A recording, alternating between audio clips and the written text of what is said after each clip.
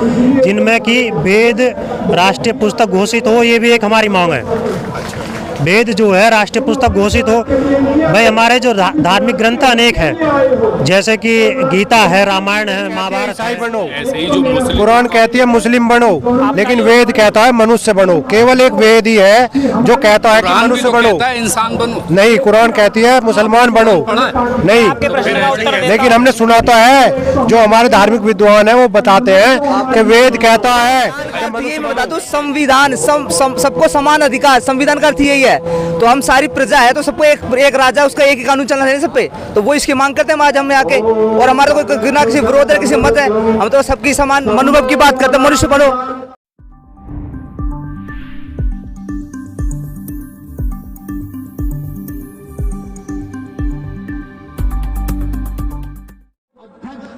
का जो चुनाव हुआ अभी जल्दी में हुआ है, अपने आप में थोड़ी बात नहीं है, बहुत बड़ी बात है।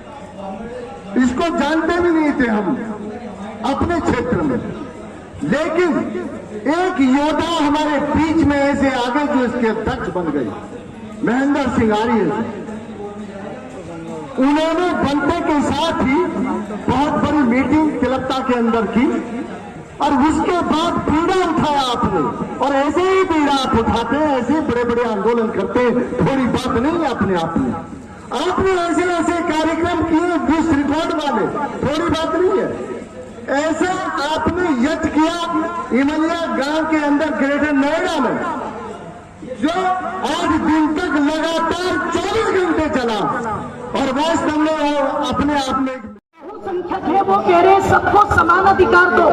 आप विचार करना, चिंतन करना, एक समाज में, पढ़े लिखे समाज के अंदर, जहां दुनिया आज भी चांद तक पहुंच गई और कितने प्रकार के भेदों की बात वहां पर की जाती है, तो केवल और केवल आर्य समाज जो आरंभ से ही राष्ट्र का रक्षक रहा है, वो कह रहा है कि समान अधिकार सब में लाने का प्रयास करो। किसी भी प्रकार का कोई पक्षभेद, चाहे वो शिक्षा को लेकर के हो। आप यदि रामायण काल को पढ़ेंगे तो जिस समय महाराज दशरथ अपने बेटों को गुरुकुल भेज रहे हैं, उस समय रानियों ने एक बात कही थी, महर्षि वशिष्ठ तो हमारे घर के कुल पुरोहित हैं, तो हम अपने बच्चों को घर में पढ़ा लेते हैं। उस समय महाराज दशरथ कह रहे हैं, यदि राजाओं के बच्चे घर में पढ़ेंगे तो उनमें घमंड पैदा हो जाएगा, और गरीबों के बच्चे अलग पढ़ेंगे तो उनका स्वाभिमान खत्म हो जाएगा। अरे गुरुकुल में भेज करके जो उच्च घरों के बच्चे हैं उनका अभिमान समाप्त हो जाता है, और जो गरीब घरों के बच्चे हैं उनका समान जो है स्वाभिमान जाग जाता है, एक संतुलन बना रहता है। आज शिक्षा के क्षेत्र में कितना बड़ा असंतुलन है, आप विचार करो। एक तरफ सरकारी विद्यालय जिस पर सरकार पूरा खर्चा भी कर रही है, वहां पर कोई पढ़ाना नहीं चाह रहा, और प्राइवेट स्कूल जो है वो पता लगा धंधा बनते जा रहे, बिजनेस बनते जा रहे हैं। तो शिक्षा की समानता होनी चाहिए कि नहीं होनी चाहिए? बोलो, शिक्षा की समानता होनी चाहिए। आर्य समाज उस पर युद्ध स्तर पर कार्य करने के लिए जगह जगह अपने गुरुकुल खोलता है लोगों, और गुरुकुल में जो शुल्क लिया जाता है वो तो न के बराबर, अन्यथा तो पता लगा पूरी तरह से निःशुल्क शिक्षा की व्यवस्था रहती है। जैसे वेद पुस्तक है, उसे राष्ट्रीय पुस्तक के लिए कहा जा रहा है कि राष्ट्रीय पुस्तक बनाया जाए। हाँ जी, तो हमारी जो संगठन है, राजनीतिक जो संगठन है, अखिल भारतीय राजआर्य सभा जो है, ये कुछ मांगों को लेकर के जंतर मंतर पर इकट्ठे हुए हैं हम सभी लोग, जिनमें कि वेद राष्ट्रीय पुस्तक घोषित हो, ये भी एक हमारी मांग है। वेद जो है राष्ट्रीय पुस्तक घोषित हो। भाई हमारे जो धार्मिक ग्रंथ अनेक हैं, जैसे कि गीता है, रामायण है, महाभारत है, और सत्यार्थ प्रकाश भी है जो कि महर्षि दयानंद ने लिखा है। लेकिन वेद ऐसे हैं जिनको सभी मानते हैं, कोई किसी मानता है, कोई किसी मानता है, वेद सभी को मानते। वेद ही क्यों भाई? ये हिंदुस्तान, ये भारत देश है, इसके अंदर हिंदू, मुस्लिम, सिख, ईसाई सब मिलकर रहते हैं, तो ऐसे तो फिर तीनों ही किताबें जो हैं, तीनों ही जो है राष्ट्रीय होनी चाहिए। वेदों को एक तो इसलिए क्योंकि सभी हिंदू, सभी तरह के हिंदू तो मानते ही है। दूसरी बात, जो बाइबिल और कुरान में ये सब लिखा हुआ है, वो सारी बातें भी वेद में है, तो उन सब में मानने की जरूरत नहीं है, वो सारी बातें वेद में है। तो एक वेद को ही यदि हम राष्ट्रीय पुस्तक घोषित कर देंगे तो अन्य किसी पुस्तक को राष्ट्रीय पुस्तक घोषित करने की जरूरत नहीं है। सारे वो जो बातें हैं वो वेद में है। जो वेद में है वो ईसाई की, वो सब बातें किताब में, कुरान में, इनमें सब में जो है वो एक ही में है। आप ये मानते हैं? जो अन्य पुस्तकों में बातें हैं वो वेद में भी है, जो बाइबिल में है, कुरान में जो बातें हैं वो अच्छी बातें जो है वो सभी बातें वेद में भी मिल जाएंगी। तो इसलिए 10 पुस्तकों को न मानने से अच्छा एक पुस्तक को मानो, और वो वेद है, इसलिए वेद को मानना चाहिए। हमारी ये मांग है। यानी आप चाहते हैं कि भारत देश के अंदर एक ही वेद जो है वो चले, बाकी सब क्या करा जाएगा? नहीं, जो अच्छी पुस्तक है, जो अच्छे ग्रंथ है उनको मानो। पूछना चाह रहा हूँ आपसे कि भाई जैसे ईसाइयों का बाइबल है, मुस्लिम का कुरान है, उनका क्या करा जाएगा फिर जब इसको भाई अपने अपने धार्मिक ग्रंथों को आप सभी सम्मान दो, हम भी देते हैं, लेकिन राष्ट्रीय पुस्तक जो है, राष्ट्रीय हम सभी का कॉमन नियम तो ऐसा होना चाहिए ना जो जिसे सभी स्वीकार कर सके, जो सभी के लिए समान हो। अब बाइबिल तो केवल ईसाइयों के लिए कानून बनाती है, ईसाइयों के लिए कहती है, कुरान केवल मुसलमानों के लिए कहती है। वेद ऐसा है जो इंसानियत के लिए नियम कायदे, इंसानियत के लिए नियम कायदे कानून बनाता है, न केवल हिंदू हिंदू के लिए नहीं है। वेद मानव मात्र के लिए है। तो ऐसे ही जो बाइबिल कहती है ईसाई बनो, ऐसे ही जो मुस्लिम, कुरान कहती है मुस्लिम बनो, लेकिन वेद कहता है मनुष्य बनो। केवल एक वेद ही है जो कहता है कि कुरान भी मनुष्य तो बनो। कहता है इंसान बनो। नहीं, कुरान कहती है मुसलमान बनो। नहीं, लेकिन हमने सुना तो है, जो हमारे धार्मिक विद्वान है वो बताते हैं कि वेद कहता है कि मनुष्य बनो। मैं आपके प्रश्न का उत्तर देता हूँ। आपका प्रश्न है कि वेद ही को क्यों राष्ट्रीय पुस्तक घोषित करना चाहिए। जैसे वर्तमान में हमारा देश जो है संविधान से चलता है, आप मानते हैं इस बात को? नहीं मानते? संविधान से चलता है ना? हाँ, ऐसे ही जब परमात्मा ने सृष्टि की रचना की, ईश्वर ने, तो उसके लिए एक संविधान बनाया और उसका नाम क्या दिया? वेद जो है। और अगर आप देखेंगे हिस्ट्री की बुकों में आप पढ़ लो, सभी लोग इसको स्वीकार करते हैं, एक्सेप्ट करते हैं कि संसार के पुस्तकालय की सर्वप्रथम अगर कोई पुस्तक है तो वो वेद है।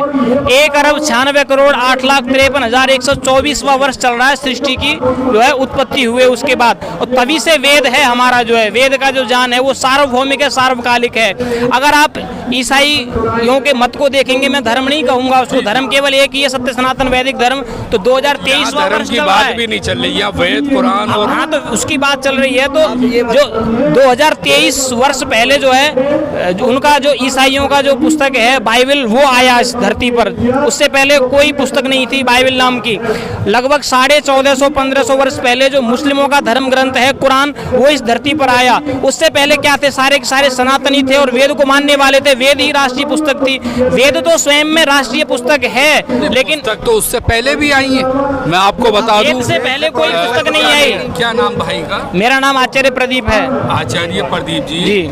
उससे पहले भी किताबें आई हैं और उसके बाद ये 1450 साल जो बात कह रहे हैं आप ये आन के मुकम्मल हुई है। वेद से पहले आप बताओ, हिस्ट्री में भी हम पढ़ते हैं कि संसार के पुस्तकालय की सबसे पहली जो पुस्तक है वो हमारे 4 वेद हैं। उनमें ऋग्वेद सबसे पहली है, ऋग्वेद, यजुर्वेद, सामवेद, अथर्ववेद। तो ऋग्वेद को ये हिस्ट्री में भी जो है बच्चों को पढ़ाया जाता है। तो वेद से पुरानी कोई पुस्तक है ही नहीं। मैंने एक तर्क दिया। आप ये नहीं, मैं बोलना चाहता हूँ, आप ये बताइए, इस पर से कोई श्रेष्ठ कानून बना सकता है? इस पर से कोई श्रेष्ठ कानून बना सकता है? किस पे? मतलब संसार के लिए कोई कानून, मनुष्य के लिए बना सकता है कोई? मनुष्य के लिए कानून क्या? संविधान चल रहा है, संविधान से देश चल रहा है। राजा ईश्वर है, उससे श्रेष्ठ कोई कानून बना ही नहीं सकता। और जो मनुष्य ने कानून बनाया ना अपने समाज के लिए, अपने मत के लिए, अपने स्वार्थ के लिए, वो उसमें त्रुटि रहती है, क्योंकि मनुष्य अल्पज्ञ है। नाम भाई का? मेरा सुनील आर्य नाम है मेरा। सुनील आर्य जी। ऐसा है, अपनी अपनी सबकी किताबें जी, ठीक है जी। हिंदुओं का वेद है, मुस्लिम का कुरान है जी, बाइबल है ईसाइयों का, तो सब में इंसानियत का पाठ है। ऐसा कोई नहीं। मैंने आपको कहा था कि ईश्वर से श्रेष्ठ कोई कानून बना नहीं सकता। ईश्वर क्या एक व्यक्ति के लिए, सबके लिए होता है? ईश्वर सबके लिए है, तो उसकी बनाई गई पुस्तक, उसका दिया हुआ ज्ञान वेद है। अच्छा, एक दूसरी मांग आप कर रहे हैं कि मठ मंदिरों को क्या आप किया जाए? हम ये देखिए, हम सारे मनुष्य जाति है, सारी एक मनुष्य जाति है, और उस मनुष्य जाति का राजा ईश्वर एक है, और वही पूरी प्रजा को चलाने का कानून दे सकता है, और कोई नहीं दे सकता, क्योंकि वो सबको रक्षक है और सबका पालन कर सकता है, और कोई मनुष्य नहीं कर सकता। वो तो स्वार्थ हो सकता है। उसने जब कानून दिया कि सब हम एक समान हो, एक नागरिक हो, तो हमें वेद, जो वेद हमें देता है, तो संविधान का अर्थ यही है कि सबको समान अधिकार दिया जाए, वो बिल्कुल वेद है और वेद की बात में कोई त्रुटि नहीं है। हम इसका साथ करना चाह समाज से कर सकते हैं, कोई दिक्कत नहीं। पर आप ये कह रहे हो मठ मंदिर का, अब ये देखिए हमें पहले जब मुसलमान गुलाम थे हमसे जजिया कर लिया जाता हिंदुओं से, जजिया कर दिया करते, इतिहास में पढ़ो आप। अभी भी 4 लाख मंदिर हमारे कब्जे में सरकार के, 1 लाख करोड़ रुपए जाता है उसका, कहाँ लाती सरकार उसको, और किसी मत मंदिर से लिया नहीं जाता। और सबको एक अधिकार मिलना चाहिए, इसमें क्या कमी है? पूरे विश्व में जाके देखिए आप, सबको यूसी सब में लागू है, यूनिवर्सिटी भारत में नहीं है ये। भाई ऐसा है, सारे देश जैसे हमारे भारत जैसे नहीं है।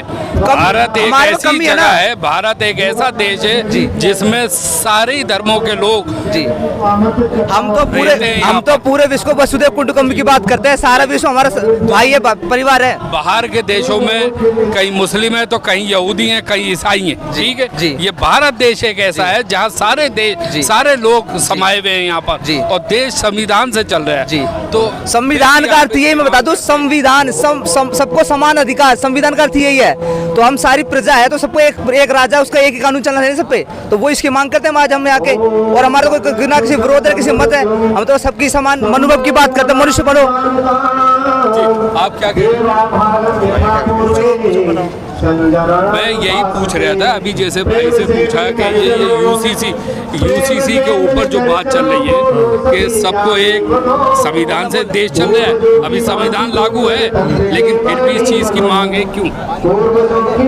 संविधान से तो देश चल रहा है, लेकिन उसमें संविधान में कितने कानून ऐसे हैं जो कि ईसाइयों के समय के बनाए हुए हैं, अंग्रेजों के समय के बनाए हुए हैं, कितने कानून ऐसे हैं जो मुसलमानों के समय के बनाए हुए हैं, जिनका कि वर्तमान समय में कोई भी उपयोग नहीं है, कोई भी आवश्यकता नहीं है। कितने ऐसे कानून बेकार है। कानून कोई एक आदमी, एक शख्स तो बनाता नहीं है, जो कि मुसलमान ने अपना संविधान बना दिया या किसी ने अपना संविधान बना दिया या हिंदू भाई ने एक साथ बना दिया। ये तो पूरा कानून पूरा देश के अंदर बनाया जाता है। कानून देश में तो बनाए जाते हैं, लेकिन सभी कानून वर्तमान समय के तो नहीं है।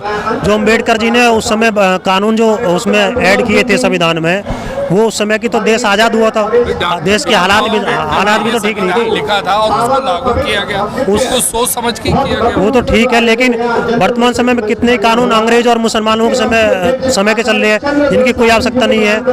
आज देश काल परिस्थिति बदल चुकी है, उस समय तो देश गुलाम था और आज़ाद हुआ था। अभी एक बहन कह रही थी, भाई भी कह रहा था कि स्टेज पे कि अल्पसंख्यकों को परेशानी है इसको यूसीसी को लागू लाने में, क्या परेशानी है जरा बताएंगे? भाई अल्पसंख्यक की बताए, हम तो हिंदू है, अल्पसंख्यक तो नहीं, बहुसंख्यक है। और समस्या तो देखो सभी है, चाहे कोई अल्पसंख्यक है या बहुसंख्यक है, समस्या तो सभी की अपनी अपनी है, चाहे कोई हिंदू है, मुस्लिम है, कोई भी है, जो भी भारत का नागरिक है, छोटी बड़ी समस्या सभी को होती है। लेकिन वेद में लिखा होता है तो आप वेद के मुताबिक ही चलेंगे ना, वेद के मुताबिक चलेंगे ना, जो वेद की बातें ही मानेंगे ना। अब मुस्लिम जो होता है वो उसके कुरान में जो लिखा है वो उसके मुताबिक चलेगा, लेकिन सारी किताबों में इंसानियत का ही पाठ है, ठीक है। अगर उसमें 3 तलाक है तो 3 तलाक पे आपत्ति क्यों लोगों को, या फिर जबरन जो उसकी शरीयत में लिखा उस पर आपत्ति क्यों लोगों को? अच्छा, तो 3 तलाक जैसा आपने बताया, 3 तलाक ये गलत कानून था, तभी तो इसे रद्द करना पड़ा। तो मुस्लिम तो नहीं उठाता वेद को ऊपर कोई हाथ? भाई मुस्लिम क्यों उठाएगा? जब उसको हमारे में गलती होगी, वेदों में गलती होगी, तभी तो कोई उठाएगा। कुरान में गलत है, इसलिए कुरान के ऊपर उंगली उठानी पड़ती है। तो कुरान में 3 तलाक गलत था, जो कि बंद करना पड़ा सरकार ही, और बहुत सारे निकाह इत्यादि बहुत सारे वे गलत है। मैं आपसे एक चीज़ पूछता हूँ, मान लीजिए हिंदू भाई है और उसकी शादी होती है और वो बीवी को तंग कर रही है या कोई गलत है, तो उसके लिए तो संविधान में व्यवस्था है ना, उसको कानून के जरिए छोड़ा जाता है नहीं छोड़ा जाता? संविधान में सबके लिए व्यवस्था है ना। छोड़ा जाता है नहीं छोड़ा जाता? मैं ये पूछा किसको? मान लीजिए किसी की बीवी गलत निकल आई तो उसको छोड़ता है नहीं छोड़ता वो शख्स? तो सबके लिए व्यवस्था तो है, कानून में सबकी व्यवस्था है ना। हाँ, तो ऐसे ही मुस्लिम में अगर कोई बीवी गलत है या हस्बैंड गलत है तो उसके लिए छोड़ते हैं नहीं छोड़ते? प्रोसेस तो सही होना चाहिए ना, प्रोसेस तो सही होना चाहिए। आदमी तो छोड़ दे, लेडीज नहीं छोड़ेगी, ये तो गलत है ना। अगर लेडीज भी छोड़ रही है और आदमी भी, दोनों अलग रहना चाहिए तब तो ठीक है। हाँ तब तो ठीक है।